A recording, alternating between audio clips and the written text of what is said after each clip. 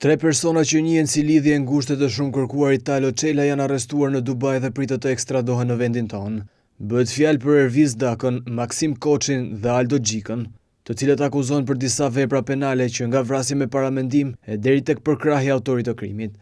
Gjykata e posaçme për Erviz Dakën, 38 vjeç, ka caktuar masën e sigurisë së arrestit me burg në mungesë, pasi sipas hetimeve ka rezultuar se ai në një rast ka tentuar që të vrasë Kejpikun për shkak të përplasjeve mes bandave të Elbasanit. Sipas zgjedhjeve të SPAK, Erviz Daka, duke qenë mik i Italo Çelës, ka siguruar kushte edhe për vrasjen e Arjan Spahis, lidhje të ngushtë të Erion Alibejit. Motivi i krimit ka qenë larja e hesapeve, pasi grupi Çopja kishte përplasje me kreun e klanit kundërshtar të drejtuar nga Erion Alibej. Përveç këtyre episodeve, Erviz Daka ka strehuar në disa raste edhe Italo Çelën. Për sa i përket Maksim Koçit, 39 vjeç, gjykata e posaçme në vitin 2024 i ka caktuar masën e sigurisë së arrestit në burg. Maksim Koçi dyshohet se ka marrë pjesë në vrasjen e Klevis Kaplanit dhe në atentatin kundër Irfan Azizit. Në një tjetër episod, Maksim Koçi dyshohet se ka siguruar kushte për vrasjen e Arben Spahis dhe Ardian Çollakut. Nga ana tjetër, Aldo Gjika, 40 vjeç, i është caktuar masa e sigurisë së arrestit me burg si dyshuar për veprën penale për krahje autorit të krimit kryer në kuadër të grupit të strukturuar kriminal. Ai akuzohet se ka përkrahur autorët që tentuan vrasjen e Ardian Çopjas, ndërsa për rreth 2 vjet